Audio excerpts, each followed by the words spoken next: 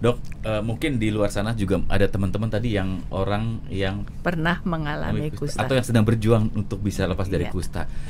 Berobat sekian lama, minum obat tiap hari, itu gimana sih dok supaya mereka tuh bisa memaintain motivasi, semangat untuk oke, saya harus bebas dari kusta gitu?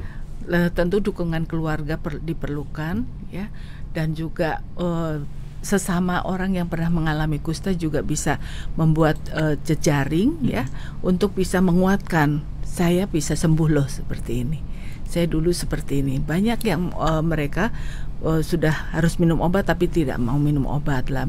Pendamping sesama OYPMK ini bisa memberikan penguatan-penguatan.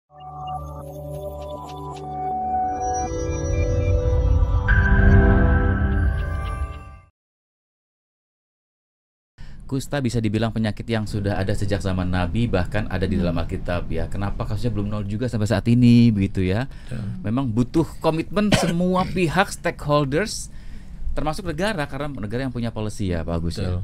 Betul. Jadi kalau sampai hari ini kami di NLR atau di komunitas kita punya asosiasi federasi namanya ILAB. Jadi upaya bersama asosiasi organisasi seluruh dunia yang ngurus kusta itu ada. Kita punya ILAB, ada juga Global Leprosy Zero Leprosy Program. Jadi kawan-kawan itu dan berdiskusi. Kalau sampai hari ini sebenarnya nggak ada mutasi, nggak ada lah riset yang kemudian menunjukkan ada perubahan karena mutasi kemudian jadi lebih sulit. Belum ada riset membuktikan itu. Kami tetap meyakini masih sama dengan yang dulu, kusta yang dulu dan kusta yang sekarang belum berubah. Mengapa tidak segera hilang? Ya itu tadi yang Mas Yudi tadi sampaikan. Kayaknya memang perlu komitmen yang kuat dari duty bearer ini, negara termasuk pemerintah daerah gitu, untuk jangan memasang kusta di prioritas paling bawah, jadi bottom gitu ya. Prioritaskan sehingga kemudian upaya mencari kasusnya sungguh-sungguh, cakupan mencari pengobatannya juga cukup, obat yang katanya gratis tadi memang gratis itu tersedia benar pada saat dibutuhkan. Kalau kita mau aktif mencegah, kan mau mendistribusikan rifampicin itu satu. Pada saat kita memang ada obat di tempat itu. Seringkali memang masih ada di lapangan. Ya, obat itu ada tapi ada di gudang mana belum sampai ke puskesmas yang daerah paling jauh. Nah, itu ada kendala ini. Untuk mendistribusikan obat sampai ke tempatnya, komitmen daerah juga harus ada. Jadi misalnya obat sudah sampai masuk Indonesia, ada di gudang farmasi di provinsi misalnya, untuk sampai ke puskesmas yang distribusikanlah gitu ya. Jadi cakupan, ada banyak cerita cakupan pencarian kasus dan pengobatan itu paling kurang dari 25% lah menurut catatan kami di wilayah yang kita bekerja. Ibaratnya ada kabupaten punya 25 desa. Kusta ini kita tahu ini endemik kusta. Tahun ini dilakukan hanya 3 desa. Nanti tahun depan pindah desa lain.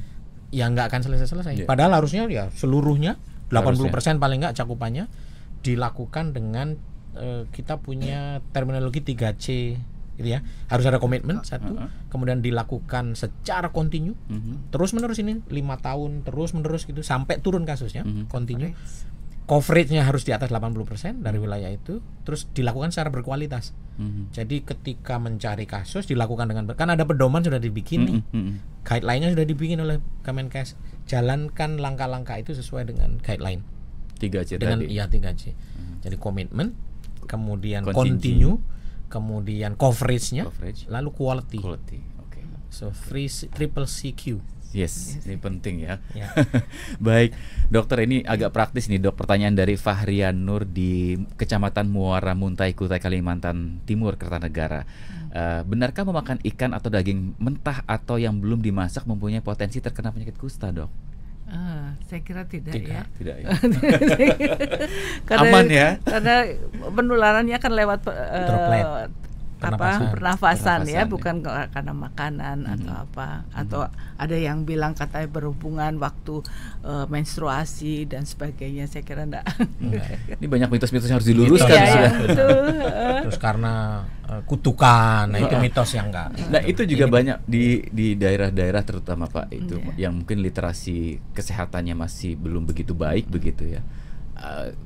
Masih menghadapi masalah-masalah itu Pak, mitos-mitos itu. Iya, masih jadi Pak. Stigma itu. Makanya tadi ada pertanyaan yang kenapa dari purbakala sampai sekarang iya. masih ada, kemudian ada di semua Alkitab ya. Makanya sudah tertanam di masyarakat bahwa itu tuh ada karena dosa dan sebagainya. Jadi memang pendekatan agama penting sekali untuk bisa dapat membantu meluruskan hal tentang kusta yang benar itu.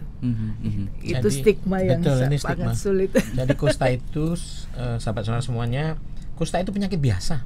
Disebabkan oleh bakteri. Udah tahu kita bakterinya. Kita tahu cara mengobatinya. Ada obatnya tersedia gratis di puskesmas.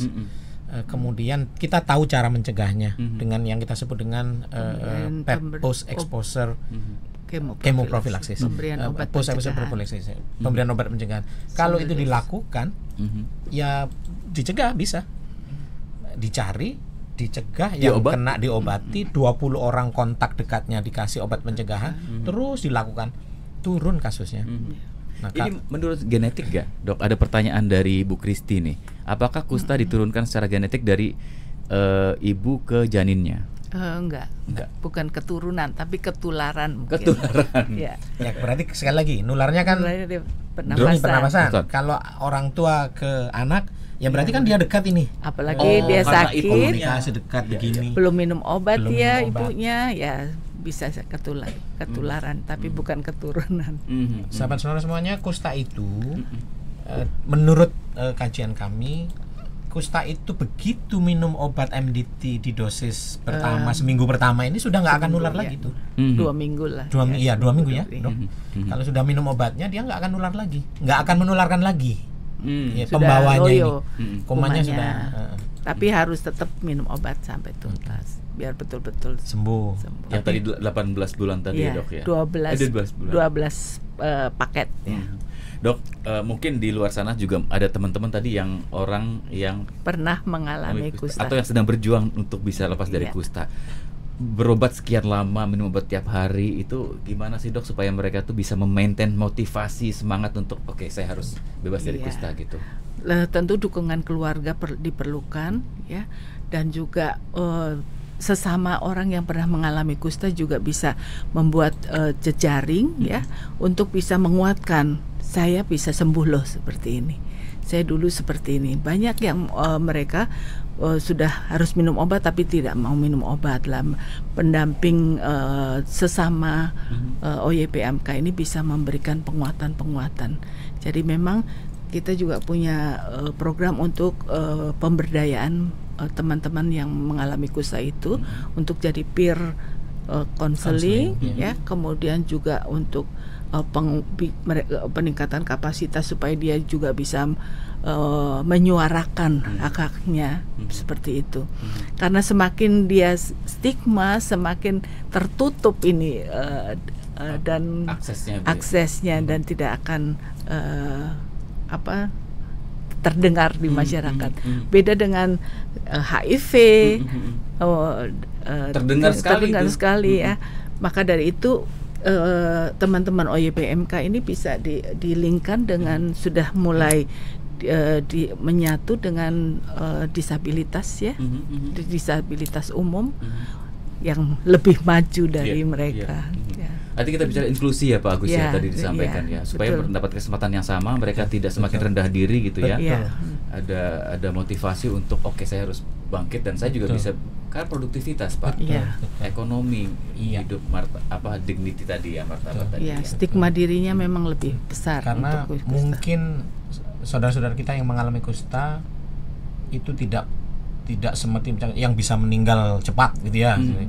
Tetapi kita sampai bilang saudara-saudara yang mengalami kusta itu meninggal sebelum meninggal, hidup tapi kenapa? Karena dignity-nya, harga dirinya ya, karena di stigma luar biasa sehingga harga dirinya sangat sehingga kemudian salah satu hal yang selalu kita diskusikan adalah bagaimana mengurangi beban psikologis dari saudara-saudara kita itu, karena biasanya depresi, malu gitu kan, harus mengasingkan diri. Nah, konsep pendekatan kita yang kita sebut peer counseling tadi, kita ajak saudara-saudara yang sudah OYPMK yang sudah sembuh dan terbukti bisa menjadi teman dari saudara yang lain untuk ini saya sembuh loh, saya masih bisa diterima. Ada kawan kita di OYPMK di Bekasi, yang kemudian sembuh dan tetap masih bisa bekerja dan Yeah. perusahaannya luar biasa, tetap mensupport dan kemudian bisa membantu. Jadi itu yang kita punya Leprosy Friendly Village. Saya ingin mengkaitkan dengan strategi nasional. Di strategi nasional itu sudah ada rencana aksi nasional untuk eliminasi kusta, itu sebenarnya sudah ada dan masih relevan. Dan salah satu strateginya itu mobilisasi masyarakat. Artinya banyak pihak, jadi nggak bisa Kemenkes sendirian, nggak bisa dinas sendiri, nggak bisa. Maka masyarakat, Radio Sonora ini salah satunya. Ini upaya untuk mengedukasi publik bahwa stigma salah persepsi yang selama ini berkembang. Itu membantu meluruskan, sehingga kemudian banyak pihak, tokoh agama, tokoh-tokoh, kader di pendidikan, itu bisa turut untuk meluruskan informasi terkait dengan kusta. Informasi yang salah itulah yang memperparah stigma. Dan kalau kemudian lebih banyak pihak bisa membantu, turut mengidentifikasi suspek, kalau ada potensi seperti ini, percaya seperti ini, dan itu ke puskesmas dong. Nah gitu gini, itu yang kedua. Lalu kita juga di strategi itu, Mas Yudi, yang kedua adalah integrasi dan kebijakan yang kuat. Nah, integrasi itu artinya layanan pemerintah, layanan swasta, banyak ini harusnya bisa saling support, terintegrasi. Lalu komitmen kebijakan, jangan hanya Kementerian Kesehatan soal urusan itu. Kalau urusan stigma, urusan terdiskriminasi, nggak dapat akses, Kementerian Sosial bisa menjadi bagian, ya kan, memberikan bantuan. Kementerian Agama bisa, Kementerian Pendidikan memberikan screening sekolah, tenaga kerjaan, supaya tidak mendiskriminasi mereka. Betul. Kementerian Desa bisa, karena kusta itu umumnya di desa-desa. Kenapa desa itu tidak bisa menjadi didorong oleh mungkin dengan dana desa, dengan itu jadi bayangkan kalau kita bicara solusi holistik itu lintas sektoral ya Pak, ya. Dan kita masyarakat juga bisa menjadi bagian dari itu. Betul.